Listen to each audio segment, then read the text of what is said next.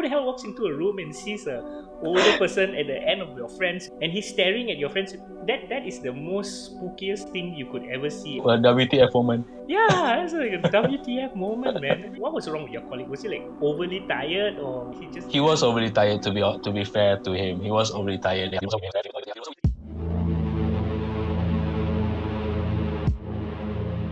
Hello Internet! Welcome to Xileflien's Spooky Parts. And today we have a return storyteller. We are back with more stories from Tarra. Tarra is back for the third time. I will link his previous videos on the side here. You know, the one that drops down and you can see all the previous ones that he has done. So please, Tarra, continue to dazzle us. I don't know why I have all this occurring in my life, but then I would like to share some of it with you guys. It's specifically for you to come on this show and tell to our audience. So you're like the psychiatrist of this.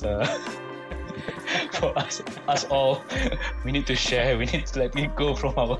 It's not a problem. I will bill you later. So these stories all happen during the time where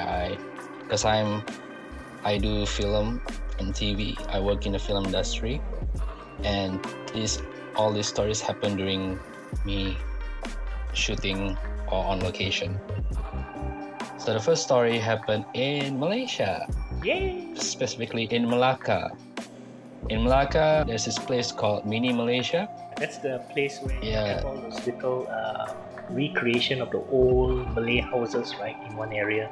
Yeah. So there's all these mini Malaysian houses, like there's the Penang house, then the Malacca house. But ironically, there's one Singapore house. Not sure what does it got to do with Malaysia, but then okay, maybe it's because of the old Malaysia, I guess. So Singapore house is a 2-story building. On the upper floor is where the director of the film sets his place of work, his working place, where there's monitors and all that. And on the lower floor, like there's a balcony that you can overlook the lower floor. At the time, all of us were on the ground floor, and we built a mini stage for this particular scene. There were quite a number of people at that time. So we would get directions from the director from the second floor. Yeah. So he would shout, cut, action, and all that. So after a while, you don't really pay attention to where he is. You just hear his voice from afar, lah. Yeah. But this particular scene, we shot it around, I think was it 2-3 a.m. We started shooting. The director said, "Action, okay, we start." So the actor would form. It was the scene went well. Everything went well. Suddenly the director says, "Cut." So we all stopped. And then we were waiting for the next cue, for the next. Probably he doesn't like that take. So we actually waited for the next take. Then the director came. Then the director was like wondering why everyone stopped doing everything. So he actually yelled like, "Why you guys stop?" I was like, "Well, you asked us to you said cut." I didn't say cut. Who said cut? Everyone was like, "Oh crap."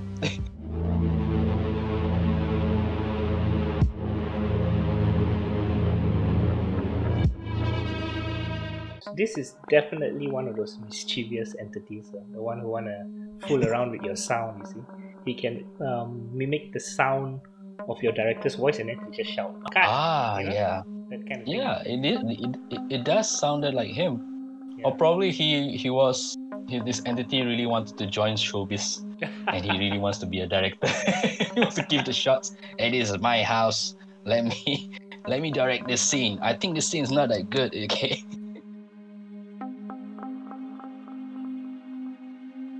And now we come to Kelantan, specifically in Kota Baru, Kelantan. So this was a film. It's a full-length film that we shot. The executive producer is quite like a big shot in a way. So he has this huge house where all the crew and cast actually stay. So while shooting a scene in the house, I had to go back to the room just to check on something. I forgot what was the reason I went back to the room, but I had to go back to the room. So in the room, I stayed with a couple of roommates Some of them are the actors for the film, and some of them are crew of the film. So it's a huge room, by the way. So I saw someone sleeping on my friend's bed from far, and that person resembles the makeup artist, our makeup artist. So I assume that, oh, maybe he's tired and he needs to take a nap. For some reason, I didn't enter the room. I went somewhere else. So, but when I left and went back to the location, to the living room where they were shooting the family scene, I saw the makeup artist. I was like, hey, you're here. Who was that person in the room? I was like, but then again, at the time, I thought it was like, maybe I was hallucinating, or maybe I saw maybe it was my roommate, because my roommate wasn't in the scene, by the way. My roommate was somewhere else. There were other spooky incidents that was going on during that duration that you guys were there. Yeah. There was minor spooky stuff going on with your colleagues on set. Yeah. There's one night I was sleeping. I was so tired at that night. So I was so tired after a long day shooting. So I slept. But my roommate, who was one of the actors, he went out. And then when he came back, he saw someone standing right at the end of my bed. An old man wearing all white with a white turban. Funny enough, he wasn't scared or shocked. Instead, he said hello to the man. He was like, hello. But the man didn't respond. So he was like, okay, never mind, old man. Just stay wherever just do whatever you want. I need to sleep. The next morning, that man disappeared. Poof, from the room. And I woke up and he told me, I was like, hey Tarra, where did the old man went? I was like, what old man? And he was like, yeah, there was a guy, an old man wearing all white. You should see my face at that time, by the way, when he was talking all this. They're like wearing all white with a white turban, standing right at the end of your bed and staring you sleeping. I was like, dude, this sounds so creepy. I was like, what the heck? I was like, you should call someone like security or whatever. Like, who is this man? I was like, no, I'm so sorry, I was so tired. I was like, and I asked him what was he wearing. It was like he was wearing all white. He explained what happened. I was like, it's so creepy. I don't know who the man was. Yeah, this is even more creepy than your previous story. And what the hell is wrong with this colleague of yours? Who the hell walks into a room and sees an older person at the end of your friend's bed? Your friend is sleeping and he's staring at your friend's. That is the most spookiest thing you could ever see. And I mean, he must totally have been... a WTF moment. Yeah, that's like a WTF moment, man. I mean, what's wrong with him, It's something obviously... I mean, what was wrong with your colleague? Was he like overly tired or he just... He was overly tired, to be fair to him. He was overly tired. We were talking about, shooting like 6 hours, and then sometimes we don't have much sleep. Yeah. And he went out, just take probably a cigarette break or whatnot, to be far away from location, and he went back to see an old man staring me sleeping.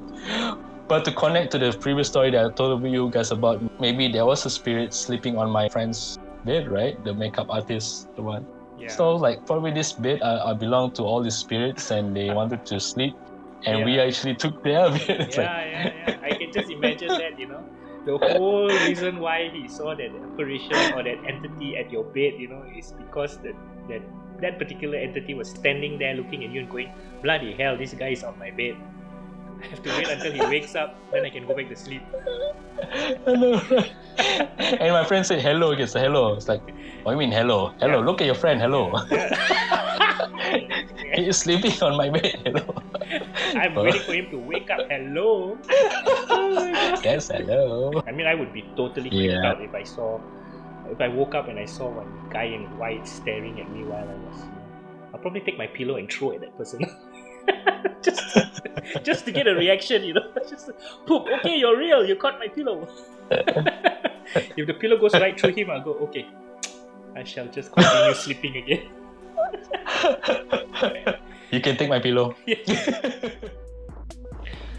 That's it for today. Thank you, Tarra, for coming back and delivering more spooky stories to us.